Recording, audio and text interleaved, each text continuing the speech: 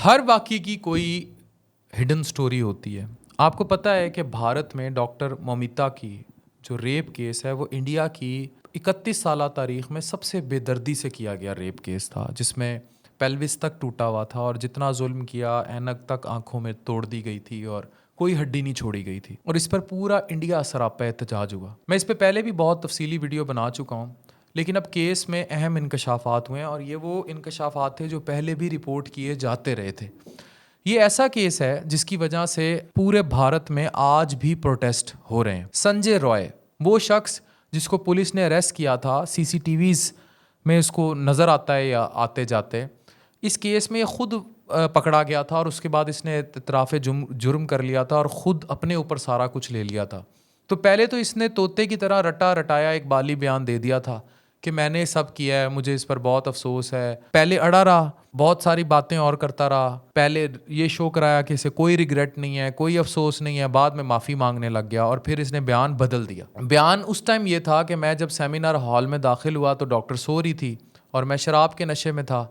मेरी नीयत ख़राब हो गई और जब मैंने उसको छेड़ा तो वो जाग गई और मुझे मारने लगी, मेरे फेस पर नाखून लगे और फिर मैंने गला दबा के उसे पहले मारा और फिर मैं रेप करता रहा। लेकिन जब रिपोर्ट आई तो उसमें तकरीबन 150 ग्राम तक सीमन था, जो एक इंडिकेट करता रहा कि कम से कम 10-15 लोग मौजूद थे और इतनी बेदर्दी से कत्ल के लिए 10-15 लोग ही मुमकिन थे और फिजिकली देखते हुए भी इस शख्स को नहीं लगता था कि इस अकेले ने इतना भयानक किस्म का किया होगा रेप और हिलने भी नहीं दिया। अब पॉलीग्राफिक टेस्ट होता है, उसके दौरान उसने बयान को बिल्कुल बदल दिया। उसका कहना है कि मैं पुलिस में वॉलंटियर हूँ, मैं जब सेमिनार हॉल में दाखिल हुआ तो ऑलरेडी लाश पड़ी थी, मैं डर कर भाग गया और मुझे बाद में फ्रेम किया गया और मुझे फंसाया गया। अब इसमें एक और करैक्टर है दूसरी तरफ, जो कि है प्रिंसिपल संदीप घोष। ये इसमें शामिल था क्योंकि हॉस्पिटल के कुछ स्टाफ, प्रिंसिपल और हेल्थ मिनिस्टर काले धंधों में मुलविस थे। इसमें ह्यूमन ऑर्गन ट्रैफिकिंग तक की बात की जाती रही है और डॉक्टर मौमिता जो हैं, इस सब का इल्म उनको था और वो इसको रिपोर्ट करने वाली थी, बड़ी वोकल थी। She was going to be a pulmonologist, फेफड़ों की डॉक्टर बनने जा रही थी, स्पेशलिस्ट। तो वो इस चीज़ को हाईलाइट करने लगी थी। प्रिंसिपल घोष का मेडिकल लाइसेंस कैंसिल अब कर दिया गया है और सीबीआई ने इन्वेस्टिगेशन को और तेज़ कर दिया है। अब देखें इस केस में असल कल्प्रिट और जो लिस्ट ऑफ कल्प्रिट्स है 10-12 लोग, वो कैसे सामने आते हैं।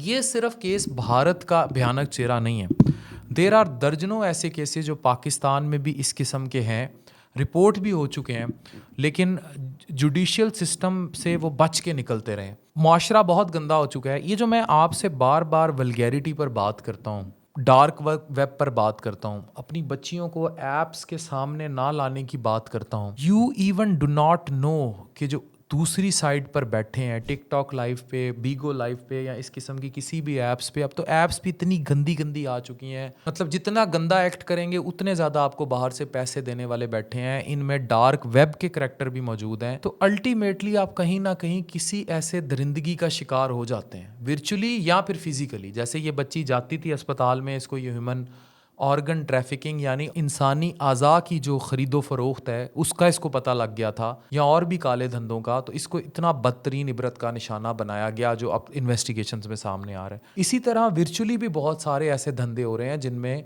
अगर ख़वातीन, बच्चियाँ स्पेशली, जो इसमें मुझे अफसोस ये है कि अंडर 18 बहुत सारी बच्ची इन ऐप्स पर बैठी है, 12-13 साल से लेकर 18 साल की।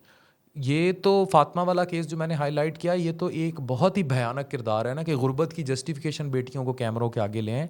अदर देन दैट भी बहुत सारे कॉल सेंटर्स में बहुत सारे ये जो धंधा चला रहे हैं लोग, ये जो आपको इवन गूगल पे ख़वातीन मिल जाती हैं, नंबर पे आ जाती हैं, कमरों में आ जाती हैं, होटल्स के कमरों में आ जाती हैं, छोटे छोटे फ्लैट्स में बन के पार्टियों के लिए डांस कर रही हैं, नाच रही हैं, इन्वॉल्व हैं। इनमें बहुत सारी 18 साल से कम उम्र है। तो चाहे वर्चुअली चाहे physically they are prone to very गंदा मुआशरा। तो कहने का मकसद ये है कि जिस तरह भारत में एक खातून अस्पताल में काम करती, इतनी मेच्योर डॉक्टर महफूज नहीं रही दरिंदगी के हाथों, तो हाउ कुड यू एक्सपेक्ट कि इंडिया या पाकिस्तान में जो भेड़ियापन या हवस ज़दा अब एक्सट्रीम पर जा चुकी है, वहाँ आपकी बच्चियाँ महफूज हैं। ये फूलों जैसी बच्ची हैं, इनको बचाना पेरेंट्स की जिम्मेदारी है, इनका ख्याल रखना। और माशरे में जब कानून इंसाफ नहीं होता, फिर किसी भी एज में जाके डॉक्टर मौमिता की तरह खातून वर्नरेबल है। तो ये सारी चीज़ें हमें समझनी और पढ़नी ज़रूरी हैं और इस केस से हमारे लिए बहुत सबक मौजूद है। Thank you very much.